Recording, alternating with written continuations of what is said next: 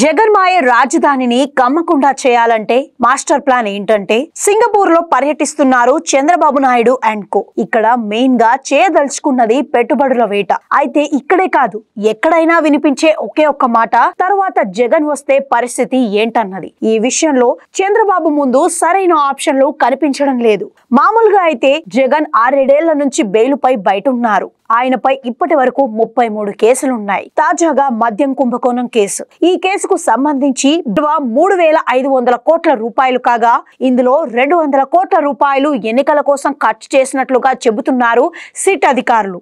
ఈ మొత్తం 3,500 కోట్ల సేకరణలో రాజ్కేశిరెడ్డి ప్రధాన పాత్ర పోషించగా, ఎన్నికల డబ్బు పంపకాల నెట్వర్క్ నడిపింది మాత్రం చెవిరెడ్డిగా చెబుతున్నారు విచారణాధికారులు. ఇందులో జగన్ కి అందిన మొత్తం ఎంత?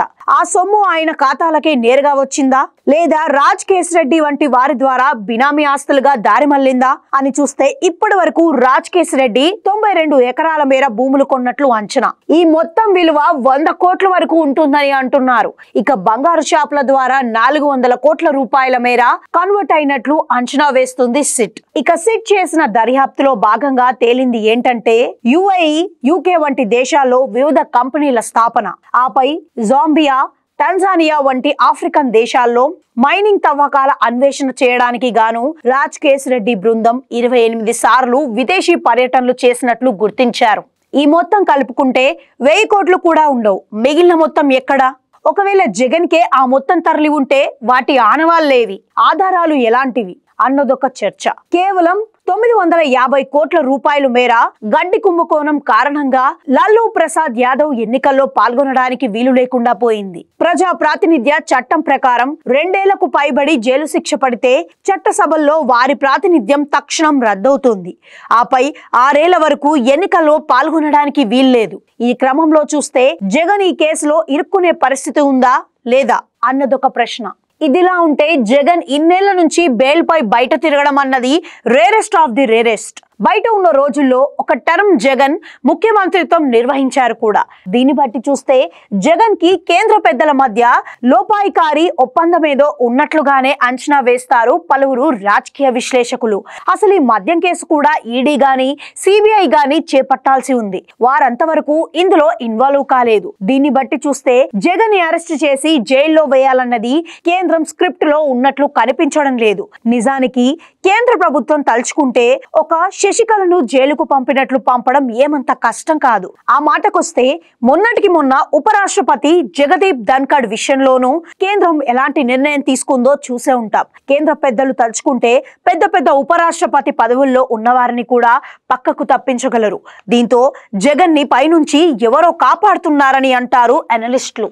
ఒక్క జగన్ ని మాత్రమే కాదు, అవినాష్ ని కూడా ఇంతవరకు అరెస్ట్ చేయలేదు. ఇప్పుడు జగన్ కి రైట్ హ్యాండ్ లాంటి మిథున్ రెడ్డి అరెస్ట్ కూడా కేంద్రం చేసింది కాదు, రాష్ట్రమే సిట్ వేసి తద్వారా చెవిరెడ్డి, మిథున్ రెడ్డిని అరెస్ట్ చేసింది. అంటే కేంద్ర స్థాయిలో జగన్ కి భారీ ఎత్తున అండదండలున్నట్లు స్పష్టమవుతూనే ఉన్నదన్నది పలువురు విశ్లేషకుల అభిప్రాయం. ఇప్పుడు అసలు ప్రశ్న ఏమిటంటే, జగన్ ని ఇలాగే వదిలేస్తే ఆయన తిరిగి వస్తే పరిస్థితి ఏంటన్నది కొన్ని కంపెనీల ప్రశ్న.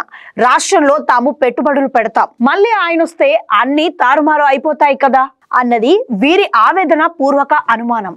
విశాఖ ఉక్కు నిలబడుతోంది. అన్నిటికన్నా మించి నిర్మాణం కొనసాగి కొన్నాళ్ళకల్లా ఇక్కడ సింగపూర్ తరహా రాజధాని సాకారం అవుతుందని అంటున్నారు. ఇదంతా జగన్ మీద వ్యతిరేకత కొద్దీ చెబుతున్నది కాదు. ఒక రాజధాని నిర్మాణానికి కంటిన్యూగా ఒక ప్రభుత్వం పాటించాల్సి ఉంటుంది. అందులో భాగంగా చూస్తే పవన్ కళ్యాణ్ చెప్పినట్లు మరో 10-15 ఏళ్ల పాటు కూటమి ప్రభుత్వమే ఇక్కడ ఉండాల్సిన పరిస్థితి కనిపిస్తుంది. ఆ తర్వాత కావాలంటే ఓటర్లు ఎలాంటి నిర్ణయమైనా తీసుకోవచ్చు.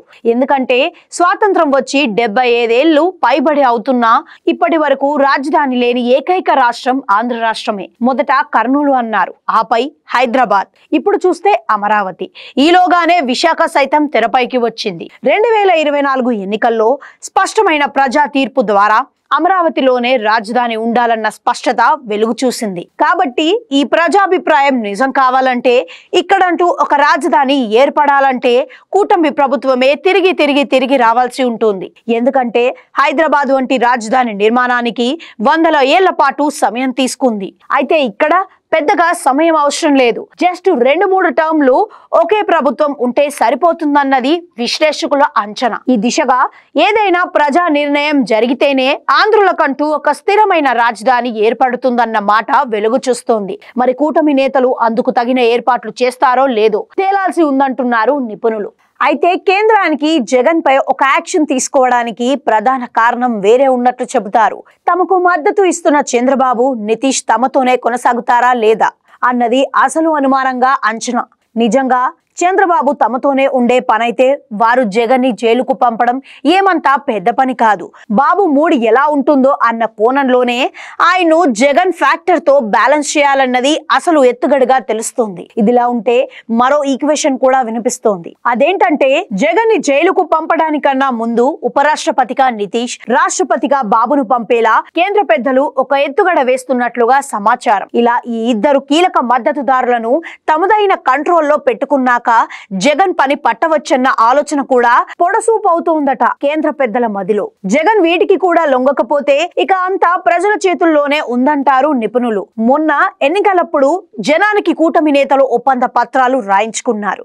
అలా జగన్ ని మరోమారు తాము ఎంపిక చేసుకోమన్న కోణంలో ఒక క్యాంపెయిన్ మొదలు పెట్టాలి కూటమి శ్రేణులు. ఈ దిశగా సంతకాల సేకరణ వంటిది చేసి జగన్ ని ఆత్మరక్షణలోకి నెట్టాలి. ఈ ప్రచారం ఉధృతం చేసి జగన్ ని తిరిగి రాకుండా జాగ్రత్త పడ్డం మినహా మరో ఎత్తుగడలేవి కనిపించడం లేదని అంటున్నారు పలువురు రాజకీయ విశ్లేషకులు. మరి ఈ విషయంలో కూటమి నేతలు ఒక ఆలోచన చేసి ఈ దిశగా పయనించినప్పుడు మాత్రమే పోలవరం పూర్తవుతుంది, బనకచెర్ల మొదలవుతుంది.